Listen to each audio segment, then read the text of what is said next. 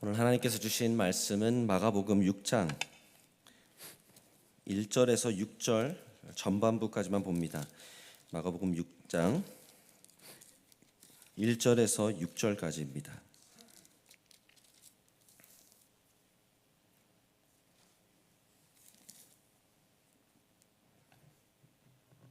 다 찾으셨고 가능하신 분들은 하나님을 경외하는 마음으로 자리에서 일어나셔서 함께 봉독합니다.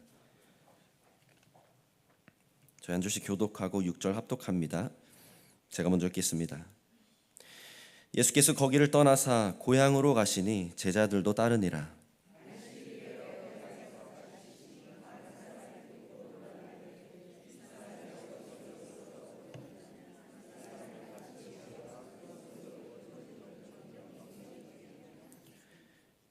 이 사람이 마리아의 아들 목수가 아니냐, 야고보와 요셉과 유다와 시몬의 형제가 아니냐, 그 누이들이 우리와 함께 여기 있지 아니하냐 하고 예수를 배척한지라.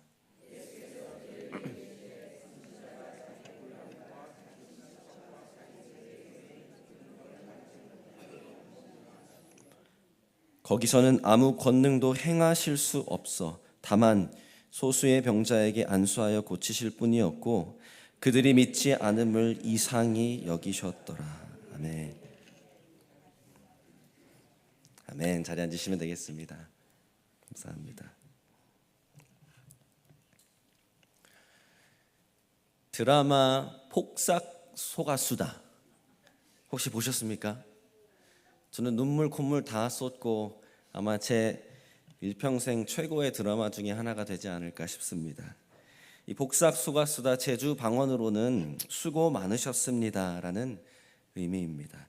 이 해녀의 딸로 태어난 반항아 애순이와 애순이밖에 모르는 팔불출 무쇠 관식이의 모험 가득한 이야기를 그리고 있습니다. 이 애순이는 어려서 아빠를 잃었습니다. 일평생 홀어멈으로 자기를 키워준 엄마도 결국 물질을 하다 목숨을 잃었습니다. 부모도 없고 남은 식구들에게도 홀대를 받았습니다. 글을 참 잘 쓰는 아이였지만 오히려 사람들이 멸시천대하듯이 문학소녀라고 놀리며 불렀습니다. 늘 당찼지만 이 어린 애순이가 감당하기 어려운 꼬리표들이 늘 쫓아다니는 그러한 상황이었습니다. 그래서 그녀는 어린 나이에 관식이와 육지로 야반 도주를 하게 됩니다. 자기가 나고 자란 도동리를 떠나지 않으면 미래가 없다고 생각했습니다. 그래서 자신의 꿈을 위해 새로운 시작을 하기 위해 육지로 떠나야만 된다. 나를 모르는 사람들이 있는 곳으로 가야 된다. 했다는 것입니다. 물론 제가 드라마를 스포일하지는 않겠습니다만 결국엔 돌아옵니다. 한자에 이런 말이 있습니다. 슬라이드가 있을 텐데요. 친불경이요 숙생멸이라. 영어로는 familiarity breeds contempt. 친해지면 친해질수록 공경하지 않는다. 익숙해지면 익숙해질수록 경멸이 생긴다 라는 말입니다. 오늘 우리가 함께 읽은 본문 예수님의 상황이 그러하였죠. 예수님을 가장 잘 안다고 생각하는, 가장 친근하다고, 가장 익숙하다고 여길 만한 고향 사람들, 심지어 예수님의 식구들까지도 도리어 예수님을 부인합니다. 엄밀히 따지면 예수님을 안다는 그들의 착각이었는데 그 익숙함이라는 함정에 빠지고 말았습니다. 그리고 그 결과 두 가지의 심각한 문제가 발생하고 맙니다. 이 오늘 본문은 사실 경고성이 아주 짙은 본문입니다. 사랑하는 성도 여러분, 익숙함은 믿음이 아닙니다. 도리어 익숙함은 믿음의 독이 될 수 있습니다. 그럼 우리가 스스로에게 오늘 이 자리에서도 물어봐야 하는 것이 하나 있다면 이것일 것입니다. 오늘 이 자리에 모인 우리 익숙함을 쫓아 나오셨습니까? 아니면 믿음을 찾아 오늘 모였습니까? 오늘 이 말씀을 통해서 하나님께서 우리 스스로를 점검하게 하십니다. 익숙함에 젖어서 기계적인 신앙생활을 하는 것이 아니라 진정한 믿음으로 삶의 변화를, 주님의 역사하심을 경험해야 된다는 것입니다. 50주년을 앞둔 우리 타이더 탄인 침례교회, 어쩌면 이 익숙함이라는 함정에 빠지기 참 쉽습니다. 그 익숙함의 함정이 아니라 믿음으로 앞으로의 50년도 내다볼 수 있고 믿음으로 하나님께 귀히 쓰임받는 우리 교회 되기를 간절히 축원합니다. 아멘. 그래서 이 시간 아까 말씀드렸던 두 가지 결과에 대해서 함께 말씀을 통해 봅니다. 첫 번째, 익숙함의 결과입니다. 바로 불신입니다. 익숙함의 결과, 불신입니다. 1절에서 2절 전반부 제가 읽습니다. 예수께서 거기를 떠나사 고향으로 가시니 제자들도 따르니라. 안식일이 되어 회당에서 가르치시니. 회당장 야이로의 집을 떠나서 이제 고향인 나사렛으로 오셨다는 겁니다. 여기에서 예수님이 나사렛에 도착하셨을 때는 마치 한 명의 랍비처럼 이제는 그를 따르는 제자들을 데리고 오셨습니다. 그래서 자연스럽게 예수님을 알아본 고향 사람들의 손에 이끌려 회당에서 가르칠 기회가 주어졌던 것입니다. 2절 이어서 읽습니다. 많은 사람이 듣고 놀라 이르되 이 사람이 어디서 이런 것을 얻었느냐? 이 사람이 받은 지혜와 그 손으로 이루어지는 이런 권능이 어찌 됨이냐? 놀랐다, 소스라치게 놀랐다 라고 나와 있죠. 그들이 묻고 있는 놀란 이유는 무엇입니까? 이 지혜를 도대체 어디서 받았을까? 이 권능이 도대체 어디서 왔을까? 그 근원에 대한 문제입니다. 근원에 대한 질문이죠.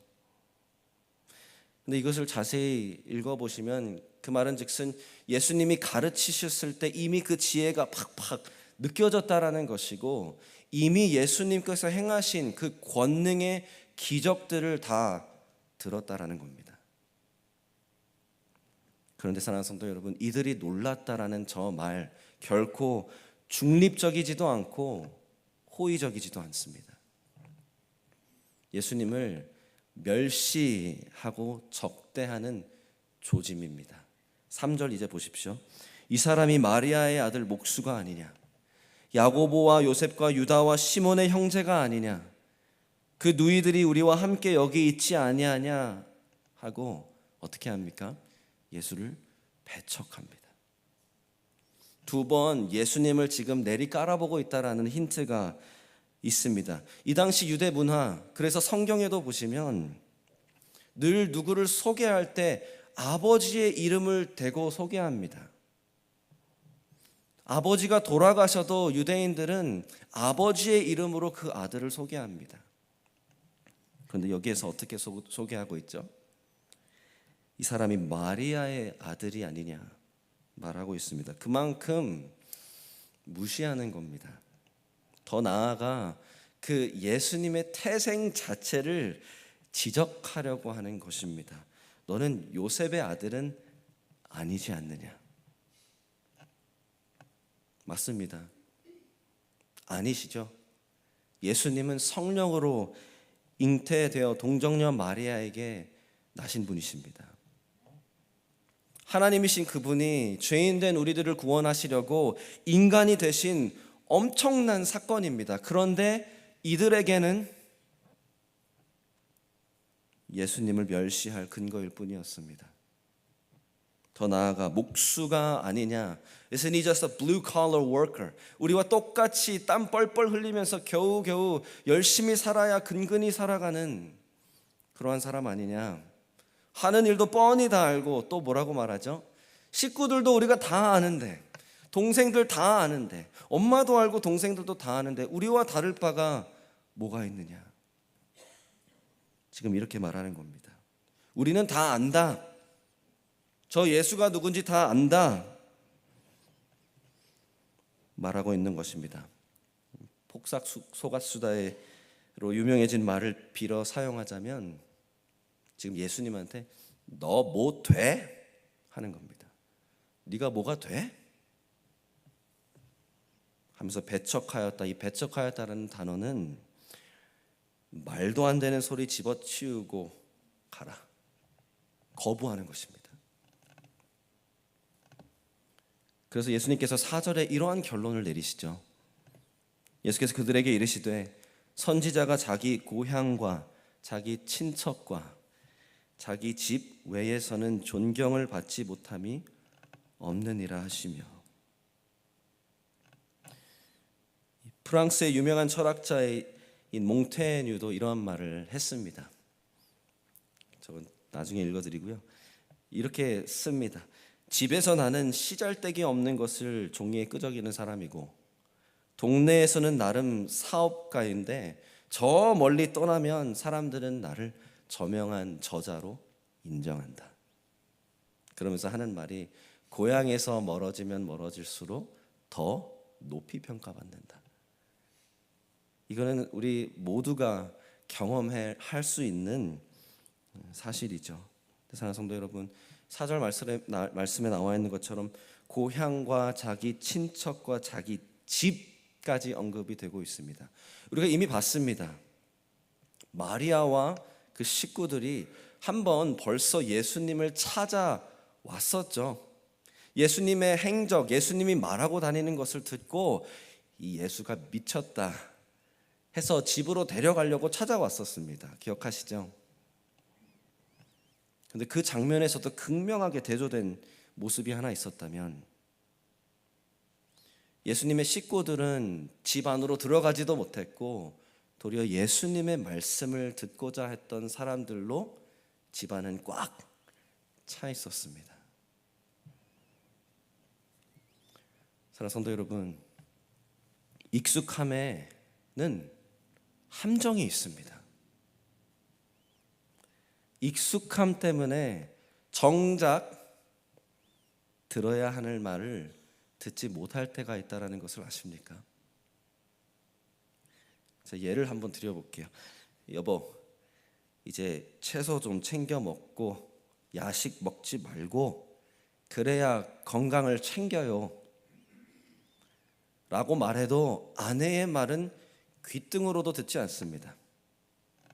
그런데 생로병사를 틀었는데 생로병사에서 똑같은 말을 한다. 그러면 그게 진리입니다.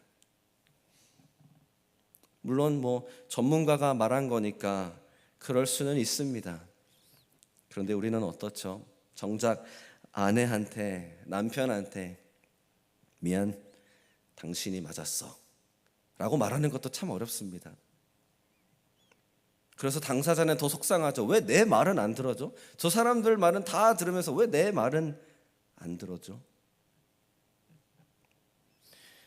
여러 요인이 있을 수 있습니다. 전문성을 따질 수도 있고 의심해 볼 수도 있습니다. 가까우면 가까울수록 허점이 보일 수도 있고 그들의 모순이 보일 수도 있습니다. 근데 사랑하는 성도 여러분, 예수님은 다릅니다. 예수님은 결점이 없으신 분이십니다. 그죠? 예수님은 죄가 없으시고 완전하신 분이십니다. 예수님은 하나님이십니다. 예수님은 왕이십니다. 예수님은 구원자 주님이십니다. 예수님의 말씀은 우리를 구원에 이르게 하는 지혜요, 우리 모두로 하여금 능히 갖추게 하는 진리입니다. 문제는 나사렛은 예수님을 안다고 생각했던, 예수님과 익숙했던, 예수님과 동거동락하고 같이 자랐을 만한 동네 사람들은 그 익숙함에 가리워져서 예수님의 말을 들어도 듣지를 못하는 겁니다. 예수님이 보여주셔도 보지를 못하는 겁니다. 표면적인 지식으로 안다고 착각했지만 예수님을 알지 못했습니다. 그런데 정작 알지도 못하면서 다 안다고 단념해 버리니까 최악의 결과를 낳게 됩니다. 그 익숙함의 결과로 불신을 낳았고 그 불신의 결과는 무엇입니까? 두 번째 포인트입니다. 그 불신의 결과는 예수님이 역사하시지 않으십니다. 예수님이 역사하시지 않으십니다. 5절 6절 읽습니다. 거기서는 아무 권능도 행하실 수 없어 다만 소수의 병자에게 안수하여 고치실 뿐이었고 그들이 믿지 않음을 이상히 여기더라. 지금 마가가 예수님이 못하시는 일들이 있었다라고 말하는 걸까요?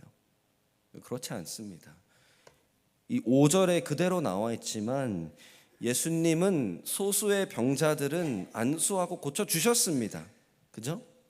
우리가 지금까지 본 말씀은 어땠습니까? 예수님은 거센 파도도 잠잠하게 하시는 분이시고 악한 영이 군대로 눈앞에 있어도 굴복시키시는 분이시며 예수님은 어떠한 질병도 죽음도 이기시는 치유하시고 살리시는 분이십니다. 예수님이 못하시는 일은 없습니다. 그렇다면 왜 5절을 다시 보여주시면 왜 아무 권능도 행하실 수 없었다고 말하실까요?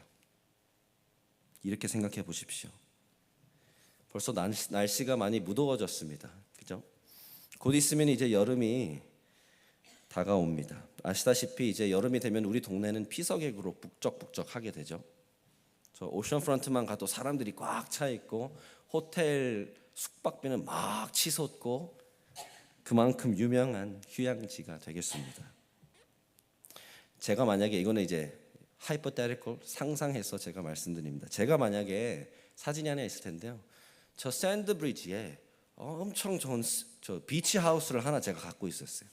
상상입니다. 상상. 비치 하우스를 하나 갖고 있었습니다. 그래서 제가 제 친구한테 저 텍사스에 있는 친구한테 전화해서 야 철수야 이번 여름에 온 식구 다 데리고 와서 내 비치하우스에서 푹 쉬어. 내가 다 해줄게. 그랬는데 철수가 왜 그런지는 모르지만 갑자기 자격지심이 딱 하고 들어서 전화로 저한테 야 네가 뭐 돼? 내가 돈이 없어서 못 가는 줄 알아? 나도 하고 싶으면 다 할 수 있어 하면서 전화를 딱 끊어버렸어요. 그러면 졸지에 어떻게 되죠? 해주고 싶어도 해줄 수가 없습니다. 그리고 이게 패턴이 되었다. 몇 년 수차례 전화를 해도 끊어버리고 전화를 해도 상처되는 말, 그게 패턴이 되면 어느 순간 저는 깨달아 알게 되겠죠. 아, 소용이 없구나. 하지 않습니다. 더 이상. 사랑하는 성도 여러분, 예수님은 이미 두루 다니시면서 말씀을 전하시고 기적들을 행하셨습니다. 나사렛도 이미 익히 알고 있는 사실이었습니다. 그런데 이들은 그럼에도 불구하고 예수님을 믿지 않았습니다. 배척해버렸습니다. 심지어 5절 소수를 낫게 해주셨음에도 불구하고 6절 믿지 않았습니다. 그래서 예수님도 놀라시죠. 그들이 믿지 않음을 이상히 여기셨더라. 이 이상하다라는 단어가 영어로 이제 번역된 걸 보시면 marvel 이렇게 나와 있죠. 놀랍게 여기셨다라는 것이 아마 조금 더 좋은 번역이 될 것 같습니다. 예수님이 신약 성경에 딱 2번 이 똑같은 단어로 놀라시는 장면이 있습니다. 오늘 본문이 그 첫 번째고 그 다른 본문이 마태복음 8장 10절입니다. 예수님을 누가 찾아오죠. 예수님이 군대장이 예수님 내 하인이 죽어갑니다. 살려주십시오. 근데 예수님 직접 오시지 않으셔도 됩니다. 저도 군대에서 수하에 사람이 있어봐서 압니다. 말씀만 하셔도 일이 되고 절이 되는 것을 나는 압니다. 그렇게 말하니까 이게 슬라이드가 준비되어 있을 텐데요. 이렇게 예수님께서 대답하시죠. 예수께서 들으시고 놀랍게 여겨 따르는 자들에게 이르시되 내가 진실로 너희에게 이르노니 이스라엘 중 아무에게도 이만한 믿음을 보지 못하였노라. 사랑하는 성도 여러분, 예수님께서 지금 저와 우리 성도님들, 우리 타이도 화타 한인 침례 교회, 우리 공동체의 믿음을 딱 보셨을 때 왜 놀라실까요? Amazing unbelief, 참 놀라우리만큼 믿지 않아서 놀라실까요? 아니면 참 놀라운 믿음이 있어서 놀라실까요? 후자가 되시기를 간절히 축원합니다. 분명한 것은 이것이죠. 놀라운 믿음이 있으면 놀라운 역사를 보여주셨고, 놀라우리만큼 믿지 않으면 그 놀라운 역사를 행하지 않으십니다. 이것이 바로 정말 무서운 익숙함의, 그래서 불신의 함정입니다.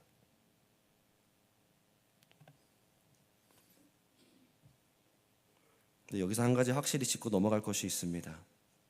마가가 여기서 말하는 믿음은 단순히 예수님이 이것 저것 하실 수 있다라고 믿는 그 믿음이 아닙니다.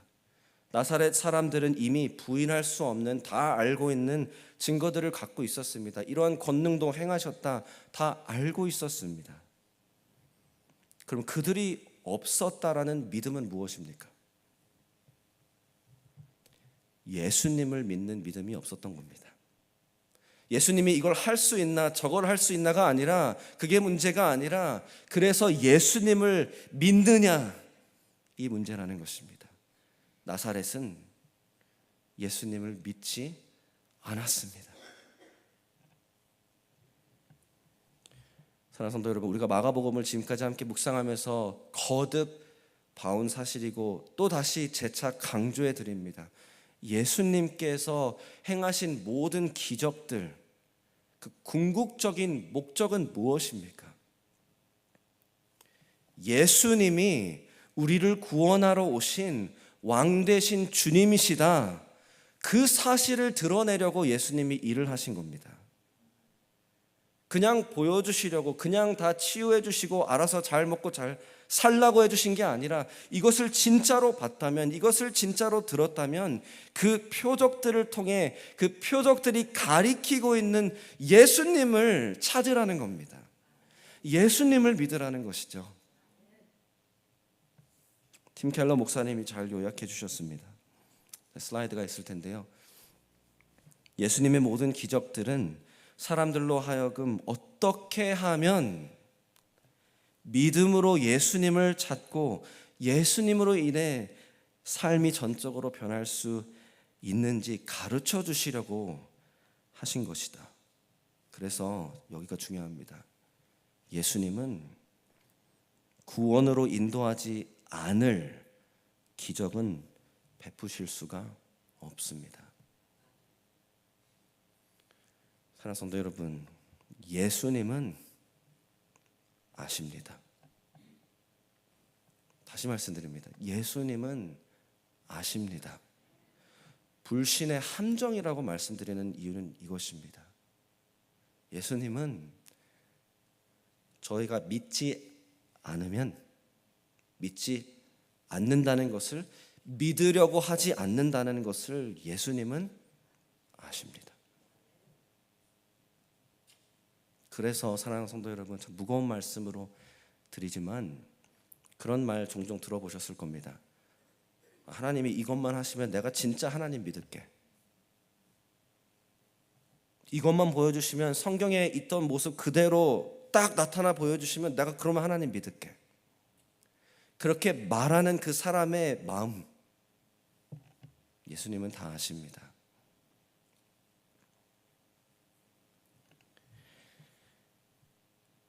그래서 예수님께서는 표적만 구하면서 정작 예수님을 믿고자 하지 않았던 서기관들과 바리새인들에게 어떻게 책망하셨죠? 악하고 음란한 세대다. 구약에도 차고 넘치는 장면들이 있습니다. 표적은 구하면서 정작 하나님을 찾고 하나님을 알고자 믿고자 하지 않았습니다. 나사렛은 그 믿음이 없었던 것입니다. 그 믿음이 없으니, 믿고자 하는 의지가 하나도 없으니 예수님도 역사를 안 하신 겁니다. 참 무서운 사실이고 무거운 사실입니다. 그래서 사랑하는 성도 여러분, 오늘 우리가 정말로 우리 스스로를 되돌아 봐야 됩니다. 우리 타이도트 한인 침례 교회를 돌아봐야 됩니다. 우리는 어떻습니까? 우리는 익숙함의 이 함정에 빠지지는 않았습니까? 예배에 익숙함에 젖어서 아무런 기대 없이 습관처럼 나오시면 안 됩니다. 설교를 듣고 말씀을 읽고 묵상할 때 혹시 이런 생각이 문득 찾아올 때가 있지 않으십니까? 나 이거 다 들었는데, 나 이거 다 아는 얘긴데. 그 순간에 어떤 결정을 내리시는지가 너무 중요합니다. 그 순간에 나 이거 다 알아. 귀를 닫아버리고 성경책을 탁 닫아버리면 익숙함의 함정에 빠져버린 겁니다. 사랑하는 성도 여러분, 그러면 믿음이 일어날 수가 없습니다. 이렇게도 한번 생각해 보시기를 바랍니다. 사랑하는 성도 여러분, 예수님에게 우리가 감히 익숙해질 수 있을까요? 예수님을 정말로 다 아십니까? 그 누구도 모릅니다. 제가 금요 예배 때 하나님을 알아가자라는 시리즈로 말씀 보면서 함께 기도하고 있는데, 우리가 하나님을 정말 알 수 있습니다. 하나님께서 계시해 주셨기 때문에. 근데 이 계시된 말씀에 하나님께서 뭐라고 말씀하신지 아십니까? 우리는 하나님을 다 알 수가 없습니다. 하나님은 무궁무진하셔서 하나님의 뜻은 우리의 생각보다 늘 너무 높아서 우리는 하나님을 다 알 수가 없는데, 그러면 뭐 때문에 우리가 익숙해집니까? 우리가 왜 예수님에게 익숙해집니까? 그럴 수가 없는데. 사랑하는 성도 여러분, 익숙함의 함정에 빠지지 마십시오. 익숙함의 함정에 빠지면 결국에는 불신, 놀라우리만큼 믿지 않는 모습을 보이게 됩니다. 똑같은 말씀이라도, 매주 드리는 예배라도 믿음으로 찾아오고 믿음으로 들여다보면 똑같은 말씀이라도 지금 당장 나에게 말씀하시고 만나주시는 그 하나님을 찾으셔야 됩니다. 그게 믿음입니다. 그리고 그러한 믿음으로 하나님을 찾았을 때 하나님께서 역사하시는 겁니다. 히브리서 11장 6절 말씀 우리 큰 목소리로 함께 읽을까요? 우리 슬라이드로 준비되어 있을 텐데요. 우리 함께 읽습니다. 시작. 믿음이 없이는 하나님을 기쁘시게 하지 못하나니 하나님께 나아가는 자는 반드시 그가 계신 것과 또한 그가 자기를 찾는 자들에게 상 주시는 이심을 믿어야 할지니라. 아멘. 믿음입니다. 믿음이 없이는 안 됩니다. 믿음이 없으면 역사도 안 하십니다. 그러나 반대로 그 소수라도 안수를 받고 고침을 받았던 것처럼 믿음이 있는 사람에게는 주님이 역사하십니다. 사랑하는 성도 여러분, 오늘 우리 교회를 위해 또 나를 위해 우리 간절히 기도하면 좋겠습니다. 하나님께 이렇게 구하십시오. 하나님, 혹시라도 제가 익숙함의 함정에 빠져버렸습니까? 그래서 하나님은 말씀하시고 하나님은 하시고자 하는데 내가 익숙함에 그냥 닫아버려서 나는 제자리입니까? 하나님, 내 익숙함의 이 베일을 좀 벗어주십시오. 우리 그렇게 기도합시다. 그리고 우리 교회를 위해서도 마찬가지로 기도하기를 원합니다. 하나님, 우리 타이도어 타한인 침례 교회를 익숙함에 빠지지 않게 불신으로 빠져서 하나님께서 더 이상 역사하시지 않으시는 교회가 되지 않게 해주십시오. 우리 그렇게 기도합시다. 사랑하는 성도 여러분, 저는 믿습니다. 하나님께서 우리 교회를 통해 더 많은 잃어버린 영혼들을 복음을 듣게 하시고 회개하고 믿게 하셔서 구원 얻게 하실 줄로 저는 믿습니다. 하나님께서 그래서 50년 전에 우리 교회를 세워주셨다면 우리가 이 믿음을 잃지 않고 그 믿음을 가지고 전적으로 하나님을 신뢰하며 하나님께 순종한다면 왜 역사하시지 않으시겠습니까? 혹시 교회에 대한 기대를 이루셨습니까? 그러지 마십시오. 우리 하나님을 더 믿는 믿음으로 하나님의 역사하심을 기대하며 앞으로의 50년을 내다볼 수 있는 저와 우리 성도님들, 우리 타이도 단위 침례 교회 되기를 간절히 축원합니다. 아멘. 이렇게 기도하겠습니다.